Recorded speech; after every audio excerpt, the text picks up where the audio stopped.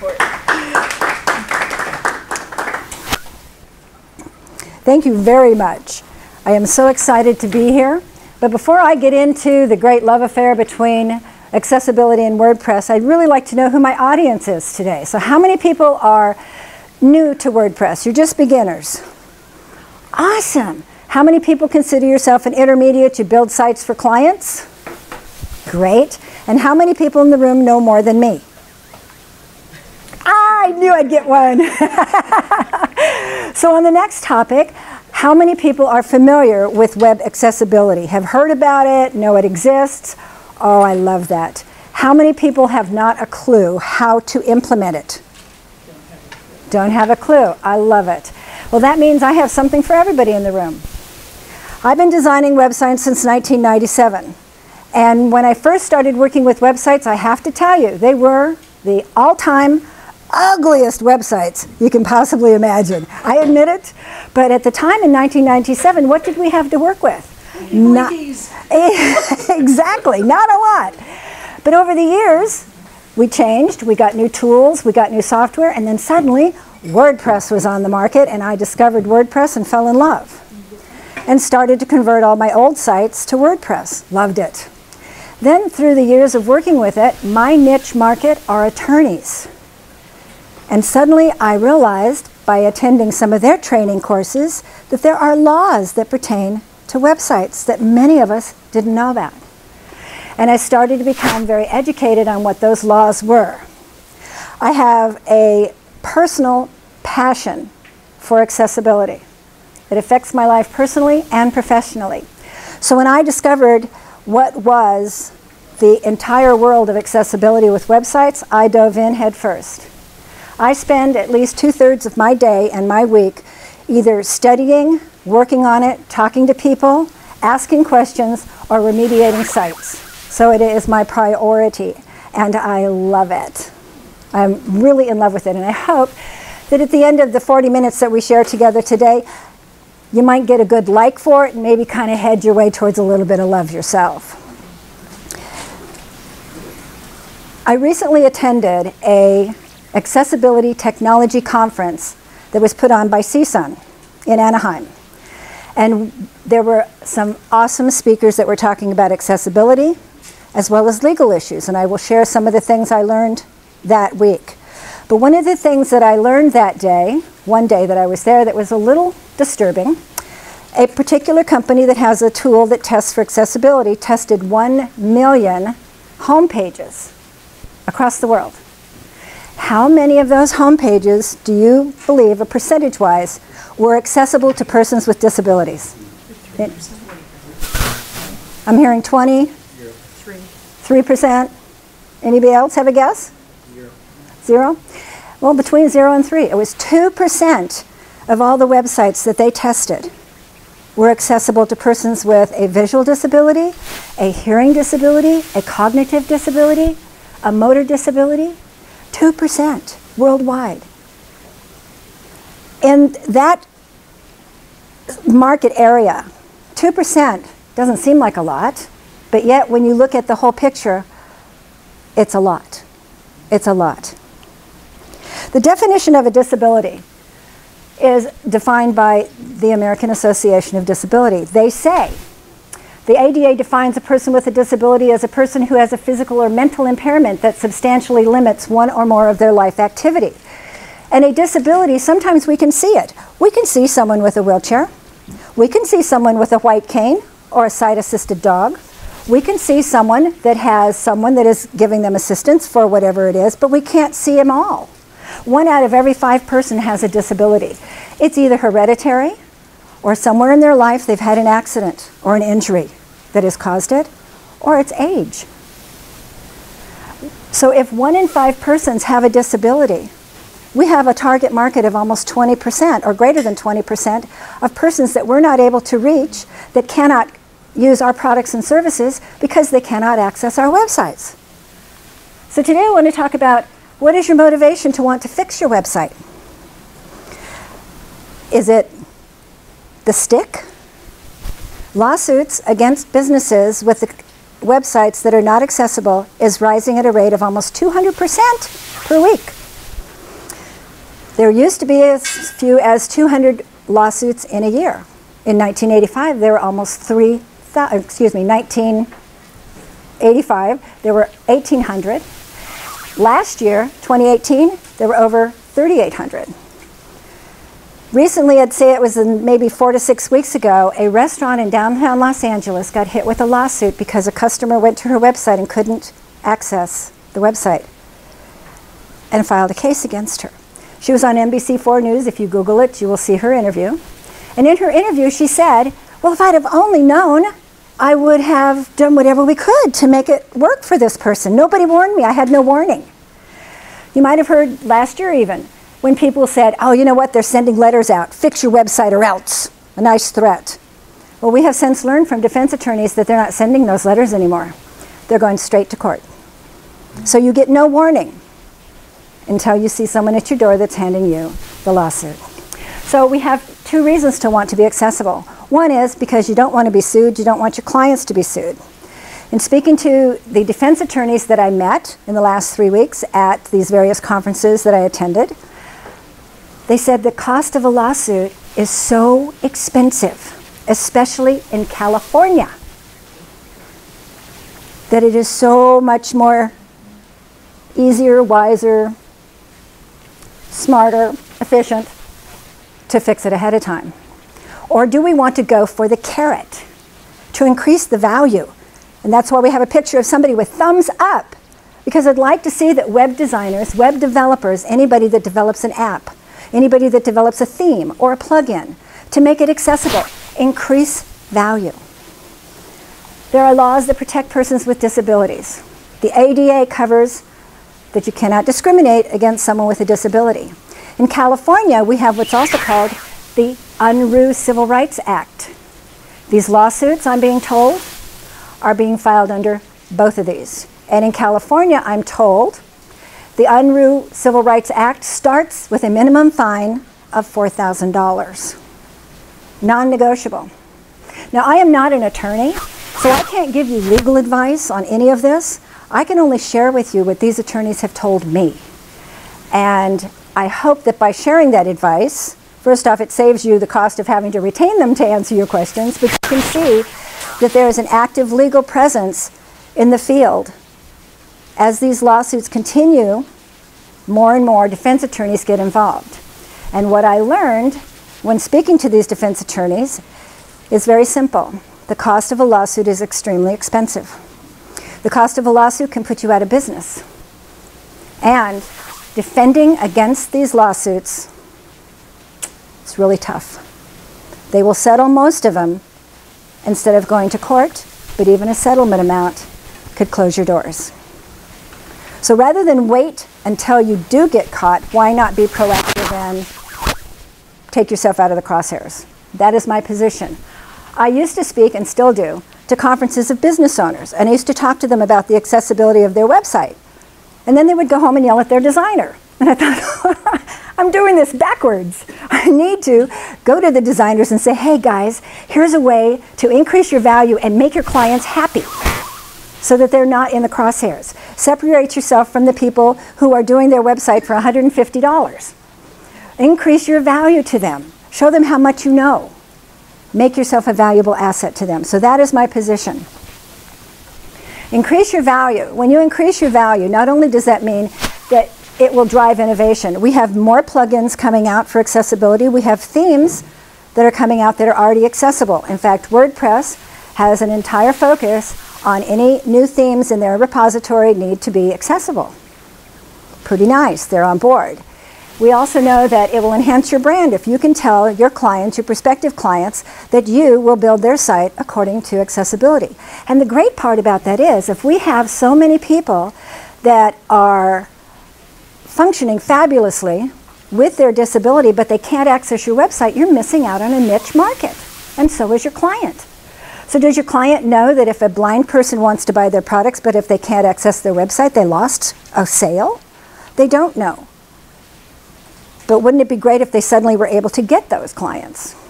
Also, when you have accessibility in your toolkit and you're building websites for your clients that are accessible, then persons with disabilities can refer to you. So now you will have a new bank of clients that are looking for someone who can build a website that they personally can use, and they can feel very comfortable having their friends and their clients use it as well. So you extend your target market as well by doing that. And you will obviously minimize your legal risk. Moving along. This is one of the websites that at the end of today, I will have a URL that you may visit that will have a link to every resource that I mentioned today. But this is one that I want you to know. This is making the web accessible with the Web Accessibility Initiative. This is where, if you have heard about WCAG, WCAG 2.0, 2.1, the Content Accessibility Guidelines, this is where it comes from. When you start here, you can educate yourself as to how this started. Who are these people that are coming up with the success criteria? Who are these people and how can you learn from them? They have tutorials, they have educational materials, they have examples, they have testing tools. This is where I always recommend when someone is looking to educate themselves, this is the place to start. It is a vast area of knowledge. When you start going through what it takes to make the success criteria of your website meet accessible, I know people have gone to the guidelines and completely overwhelmed themselves. There are pages and pages and pages and pages, and what is a text font, and what is a color contrast, and what difference does my hyperlink make? It can be overwhelming because you're looking at the entire thing all at once. Today I want to give you some tidbits on some basics and show you how simple they are.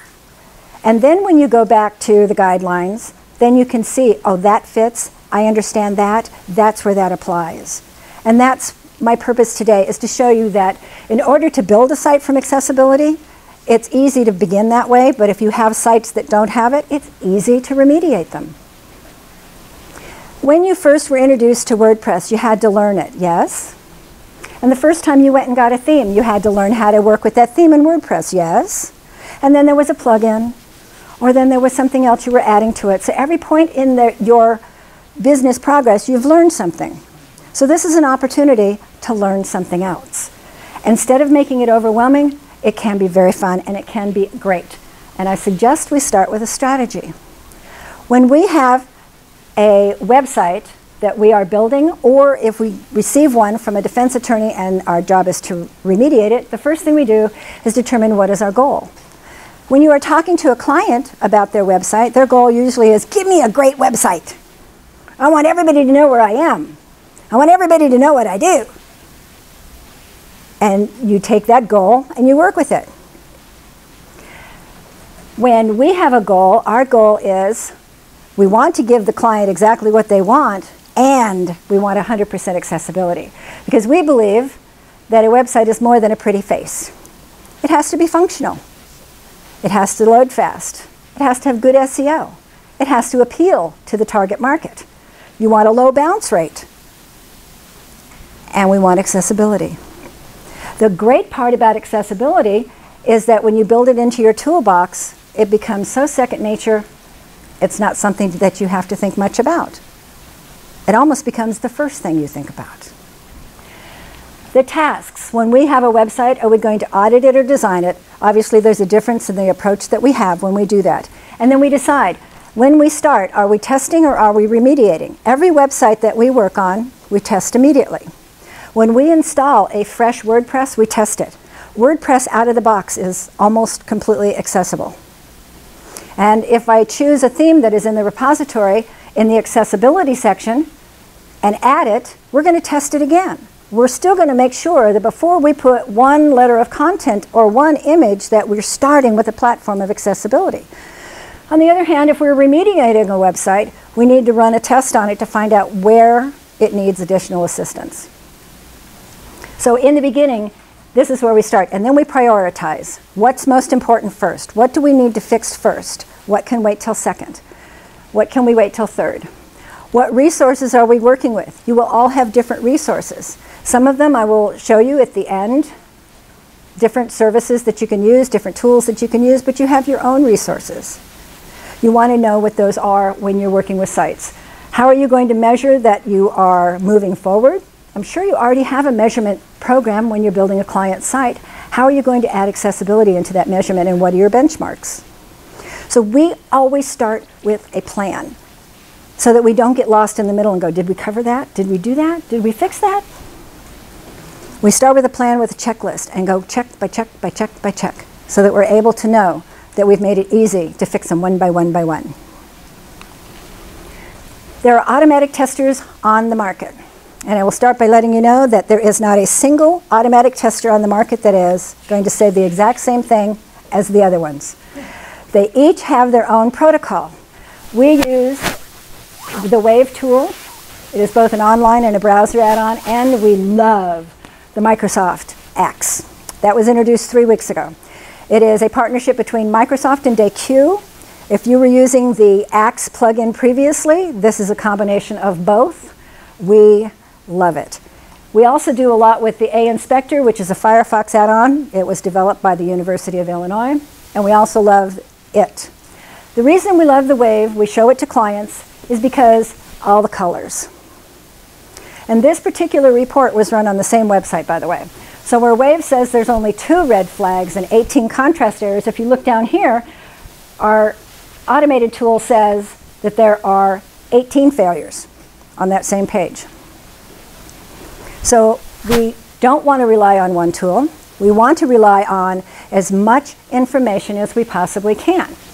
The great thing that I like about the accessibility insights for the web, if you can see on this screen, if not, you'll be able to see on the slides, which you will have a link to all of these slides. It says down here, I don't know if this has a pointer. Nope, it doesn't, so I'm going to stand in the light. Down here it tells us that the color contrast, the elements have insufficient color contrast, and it tells you the WCAG number to go look at. So you don't have to guess, well, what's wrong with it? And what do I have to do to fix it? It's not only telling you what it's identified, it's telling you where you can find the solution. So it's helping you see and learn at the same time. What we have learned is the Wave tool sometimes says that there is a color contrast problem when there's not. I have not yet discovered that with the accessibility insights.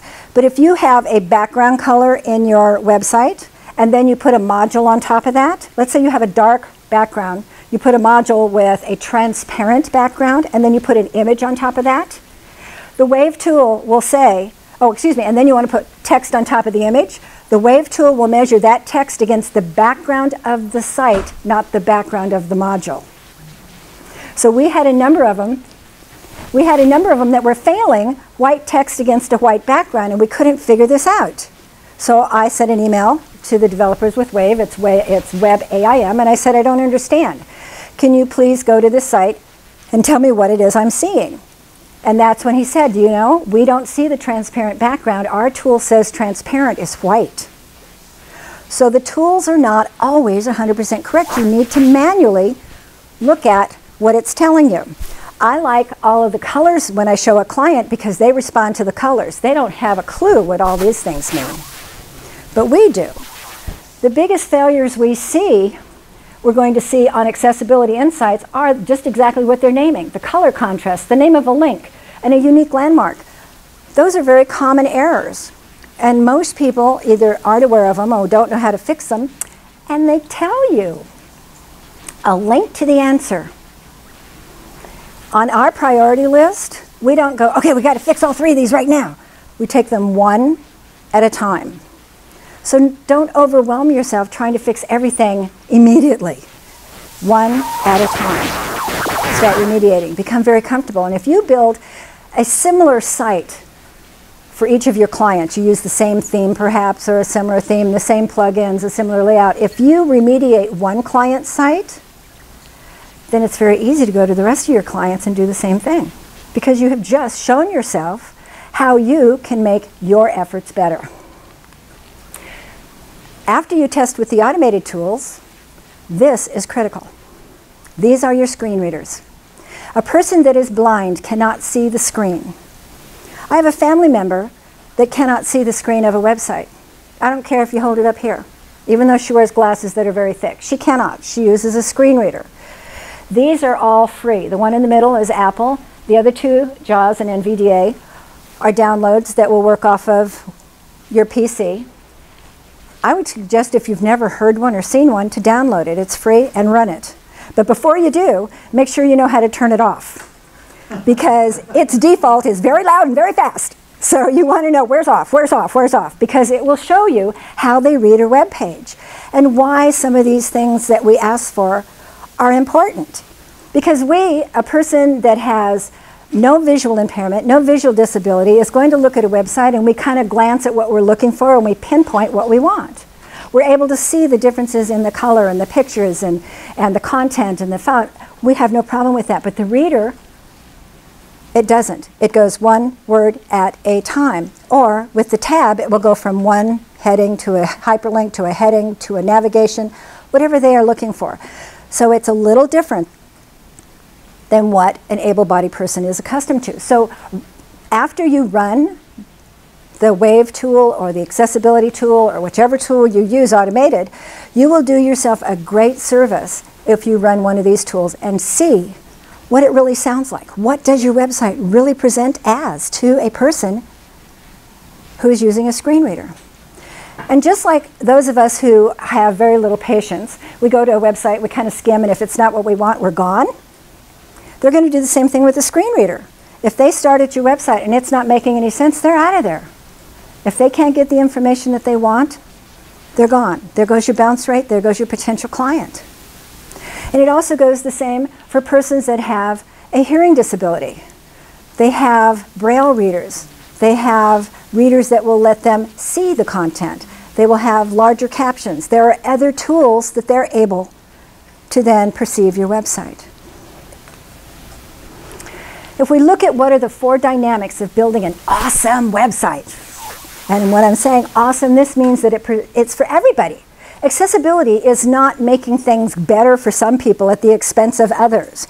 It is not putting effort in to make one group of people more special than another group of people. Accessibility levels the playing field so everyone can come play. Everyone can access your website. That's what it is. So if you follow the POUR, your website is going to be better for everyone. And when we look at what P, perceivable, the information is something that a person can look at, and whether they're a visual person or using a reader, they can perceive it. The O, it's operable. That means that they can use their readers to get through your website. Or if a person does have the capability of their mouse or their keyboard, they can use that as well. It's not limiting. Understandable. Is the content in a way that it's understandable? Have you built the structure in a way that's understandable, both to persons with the visual ability and those that are using readers? And is it robust? Can it be interpreted by a wide variety of equipment? So that's not just those that have no disability, but those that do have any disability. And it's not that difficult. We have 3 success criteria. A is standard. When the WCAG came out, it was first at a level that if you met A, you were great. Then it was upgraded to where it became to an AA. We had a little bit more information that was placed into the WCAG, the WCAG. So now, as of the 2.1 release last year, by doing certain other things, you can get a AAA rating. Do you need them? Is it important between an A or a AAA? The difference is your website accessible? And how accessible is it? If you are selling websites to the government, or you are selling a product that is going to be sold to the government, you must, by law, comply with Section 508. 508, you want to get AA minimum, and now they're asking for AAA. And a lot of the Section 508 requirements that the federal government has been required to comply with for all these years are now part of WCAG 2.1. That's our AAA. Yes? I have a client, so they're one of the regionals from Southern California, so we do mental health. Okay. And so I'll be tasked to be the liaison with the developers to do that. So in that instance, since it is state government funding, but it is a nonprofit, so it's not legally a government entity. How would this fall into that? Okay. Since it is for mental health, chances very unlikely that our typical user case is going to access the website. It's going to be more of a guardian just because of limited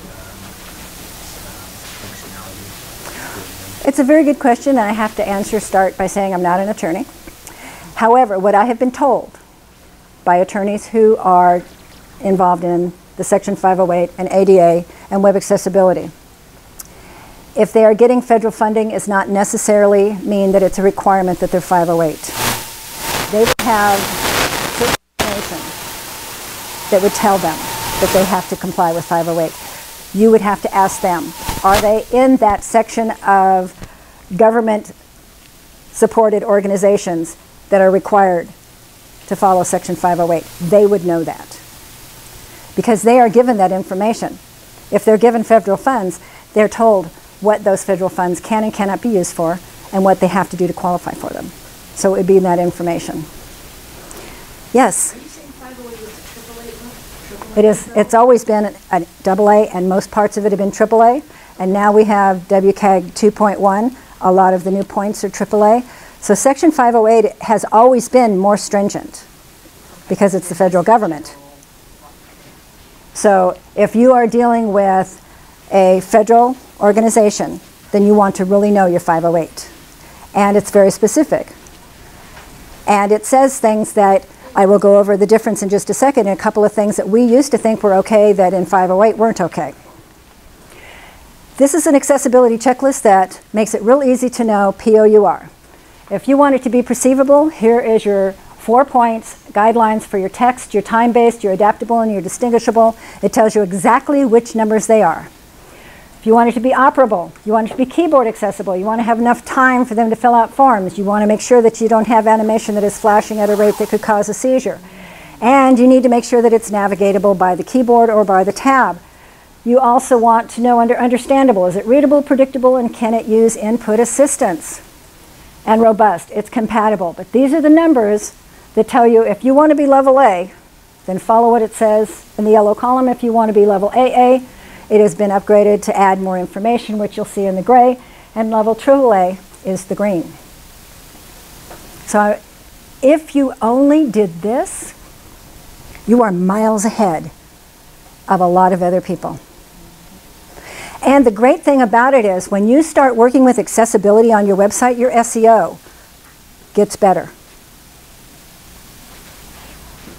When you start working with accessibility, you may find that your design begins to look better because there's certain things you're going to do differently.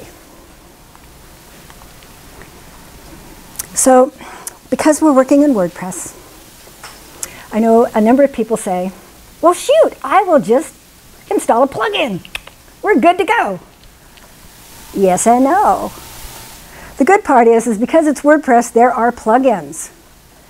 And these plugins will do a lot, but they will not do 100%.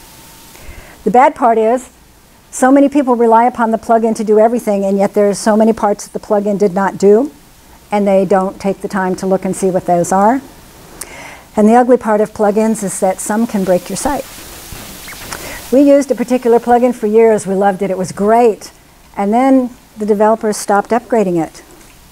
Well, we know WordPress updates, themes update, other plugins update, and now this plugin crashes sites. We're hoping it comes back around because we liked it.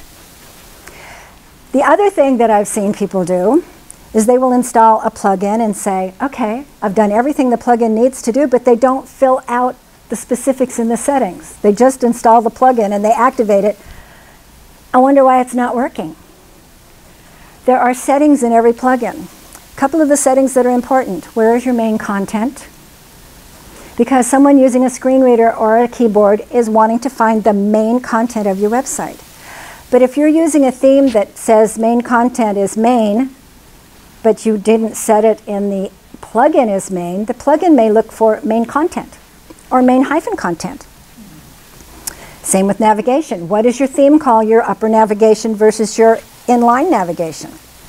And put those in the settings of the plugin so that it speaks to your theme. So go beyond just installing it. See which one. Myself and my team, we test every plugin that we find that says that it's accessible or that it creates accessibility. Some of them even cost money. And we will still test it to see if it is doing what they are saying it will do.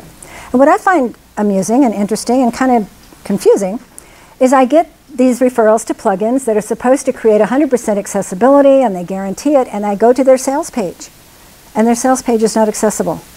It fails miserably. And two that I know of, I've written to them and said, I don't get it. If your plugin is that awesome, how come your page fails? Oh, we haven't done our homepage yet. We haven't fixed that yet, but the plugin is great.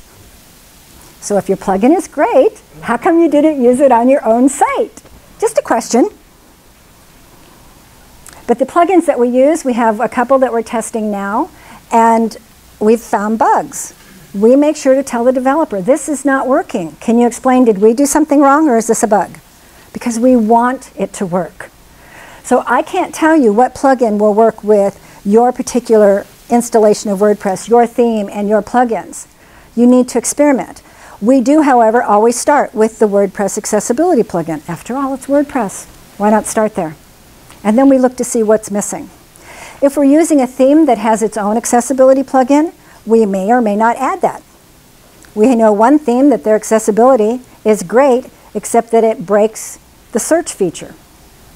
So we've been having talks with the developer to say, how come it breaks my search form? I can't use my search form with the plugin installed. They wouldn't know to fix that if someone didn't tell them. They wouldn't even know what other people are doing with it unless we tell them. So it's important to give feedback. There's 2 or 3 themes that I know of that do have accessibility plugins that developers have worked on for that specific theme. And contact forms. Many of the contact forms built into themes are not accessible. They do not identify the actual field. It looks like it to you when you're looking at the website. It says name, address, phone number, whatever. But in the code, that field is not identified. So the reader doesn't know, what am I supposed to do with this spot? Contact Form 7 and Gravity Forms both have accessibility plugins. But if you add them after you've installed either one of those, you have to redo your forms. But at least the forms are then accessible. So you look at what are you using and what plays well with what you use, and go for the simplest way possible. What you don't want to do, and I had someone in one of my workshops told me they did this, they thought it was really smart, is they took an accessibility logo and they threw it up in the upper navigation of the site, and they said, well, since I have an accessibility logo up there, that means that somebody will just go to the site and they'll see that it's okay so they won't sue me. I said, well, it kind of reminds me of my son. When I walked in his room and he had stuff all over the floor and all over the bed, and I said, I need you to clean up your room. This is a mess. Get this stuff off the floor. And I walked in about 20 minutes later and everything was off the floor, but he was on his bed and he just covered it up with a blanket. He gave the illusion that he followed the instructions, but it wasn't done. So that trick does not work. So don't try it. The most common thing missing, and I'm sure you've heard this over and over again, alt tags. Give your images a name, but do not say that it's an image or a logo. Give it more. Give it robust. So if it is an image, what is it an image of? Describe what it is. Give an intent. What is it doing in the content? If I was using best practice, this is a logo, and it's only used in the header or the footer of the page. So the alt tag on that would be the name of the company and it's a logo. It doesn't really need much more than that because no one's going to go look for it in the content because it's not there. But what if you had this on the page? How would you describe that? If the image didn't show, what would you want people to know about that image and the content? It's cute that there's a lost cat and they posted a sign on a pole. Yes? So when a screen reader is going through and reading an image, does it pronounce before it starts reading the description? Image. Description. Okay. Yes. So it tells them it's going to read an image, and then it says what the alt is. And if you've provided a long description, and in your media library you can provide long descriptions when you upload an image, then if it's there, it gives them the option to click to hear what the long description is. So if your description, if you're writing something comedic about sketching, that would be one way to write an alt tag for this image.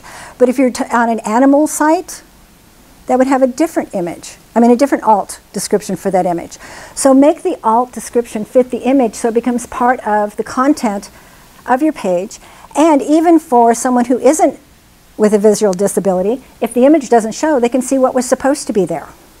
And that information is good for your SEO. Is that, so originally I heard that you're supposed to put that on all images. All images have to have an alt tag. Okay, because I just read recently, and obviously they're wrong, that you weren't supposed to put them on this decorative images. You're correct. Thank you. Decorative images, there is a box in your media library that you can click that it's decorative. And the reason for that is if you have, let's say, a bunch of red flags or bullets or little decorative portions on your content, you don't want the reader to go bullet, content, bullet, content, bullet, content. It will go past that decorative point and just read the content. So thank you for bringing that up. So like if you're using like a PNG in replacement of bullet tags. I didn't hear you.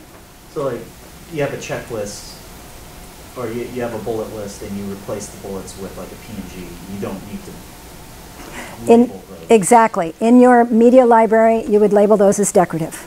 So how would you label that if you're hand coding? If you're hand coding the image, in your description it would say alt, and in there you would put decorative. Oh. Decorative. Okay. And the way that you can check that is go to your media file, choose an image, mark it as decorative, put it into a page, and see what it looks like. And then that specific way of doing it tells the screen reader, ignore this. Ignore it. How about this one? Again, it depends on the content of where this was at. We can say that it's a picture of a sad dog with some text on it, and in the long description we can actually say what the text is. But again, it depends what's in there. Here's the other way that I see that a lot of sites fail, that your font, your spacing, and your alignment. These fonts that I have put up there are the ones that are the most easily read by all persons, those with perfect vision and those using a reader.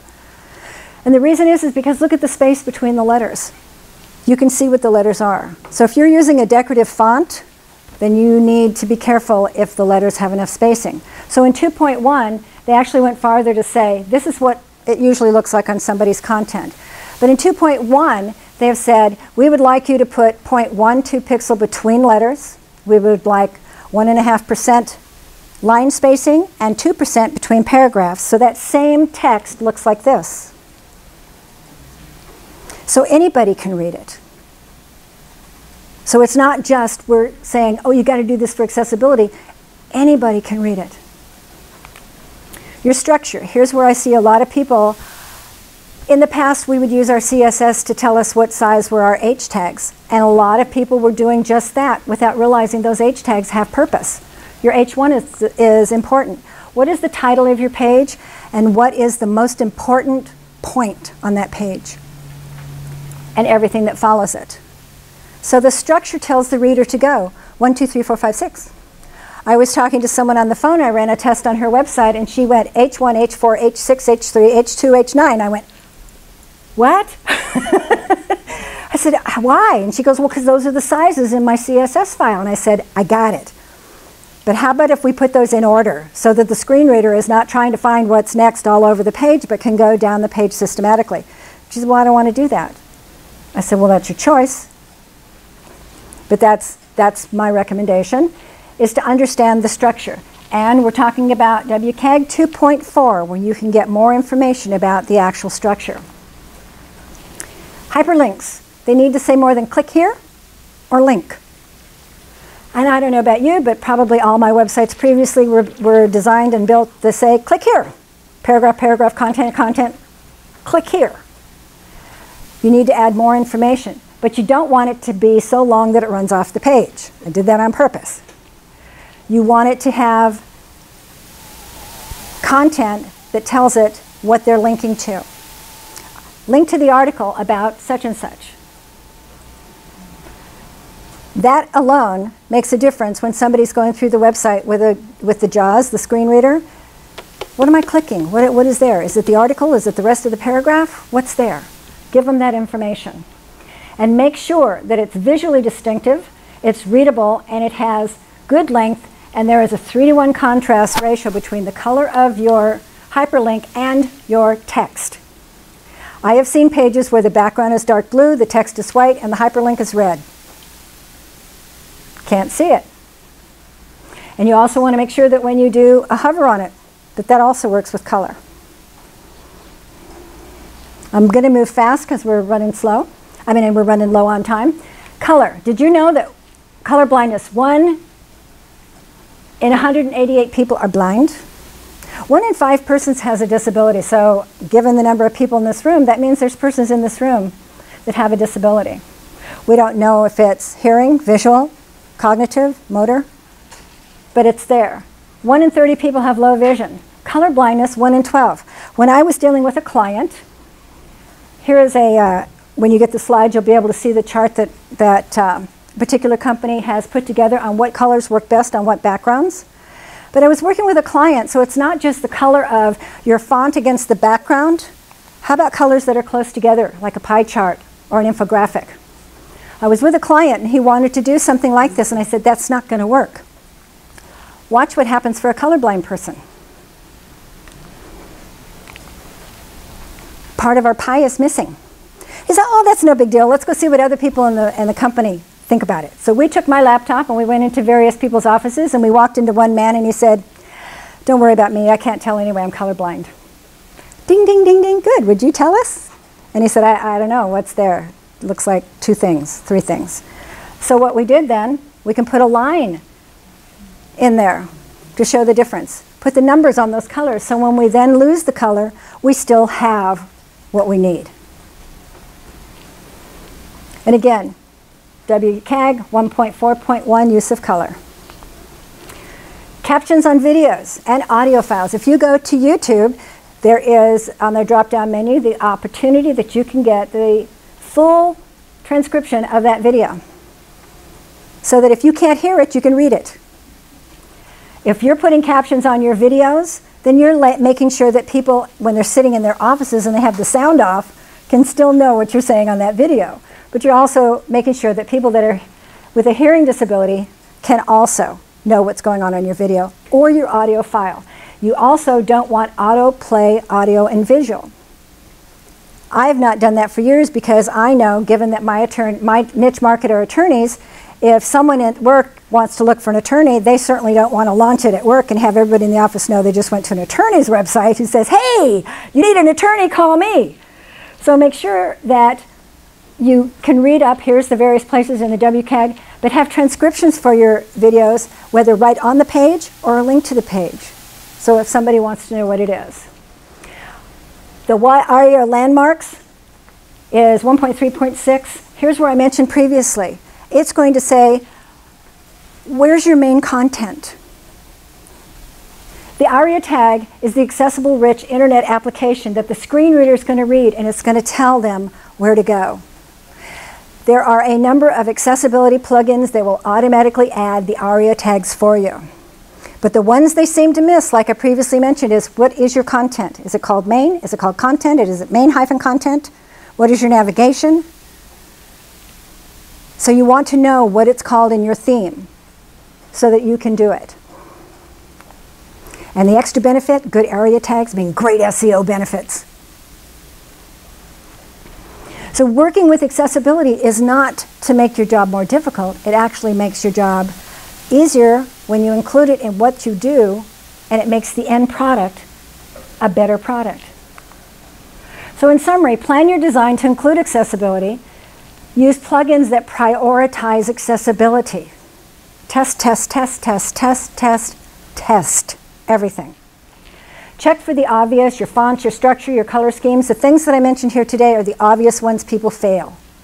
There are more than these. I couldn't possibly tell you everything about accessibility in 40 minutes unless I talked as fast as I did last night. But I'm trying not to do that today. Test your site sometimes without using your mouse.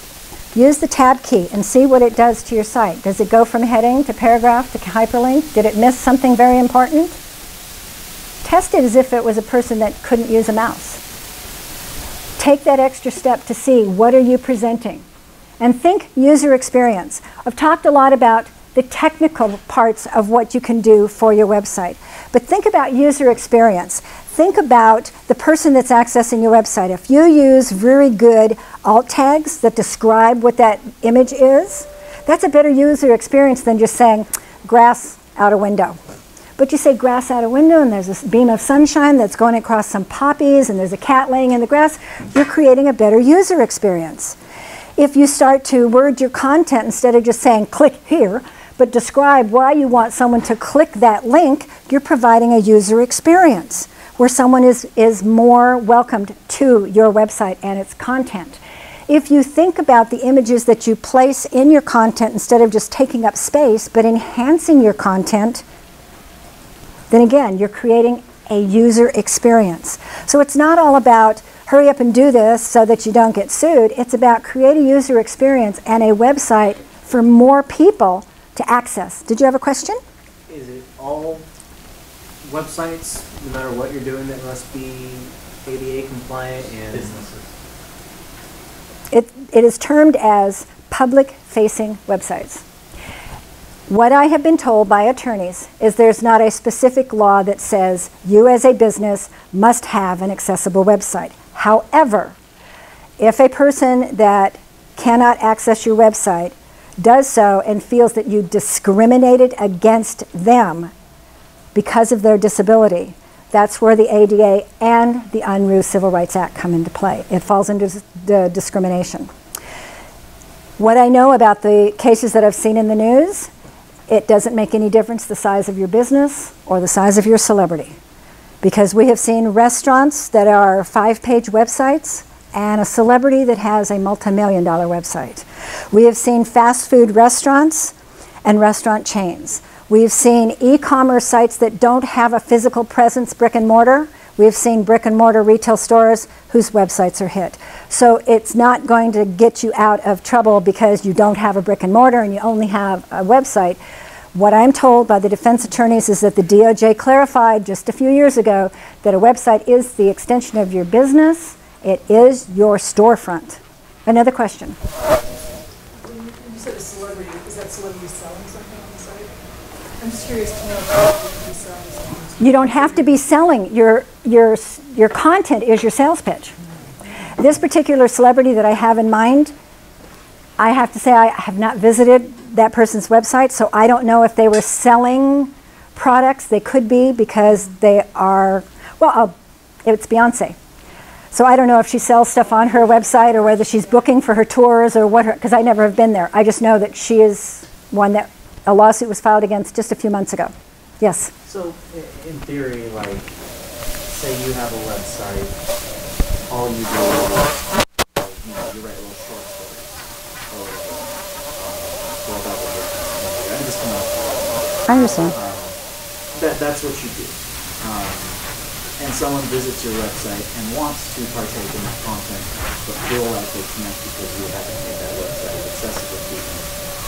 If they feel like they could, in theory, file a lawsuit.